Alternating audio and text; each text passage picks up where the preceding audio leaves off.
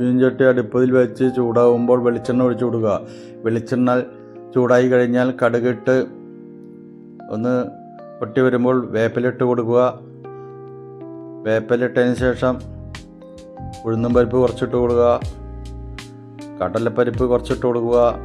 എല്ലാം കൂടി കൂട്ടി യോജിപ്പിച്ച് ശേഷം ഒന്ന് വരിഞ്ഞ് വരുമ്പോൾ ഇഞ്ചി നുറുക്കി വെച്ച ഇഞ്ചി ഇട്ട് കൊടുക്കുക. കീറി വെച്ച പച്ചമുളക് ഇട്ട് കൊടുക്കുക. ഒരു സബോള ചെറുതായി നുറുക്കി വെച്ചത് ഇട്ട് കൊടുക്കുക. എല്ലാം കൂട്ടി യോജിപ്പിക്കുക. ആവശ്യത്തിന് ഉപ്പ് ഇട്ട് കൊടുക്കുക.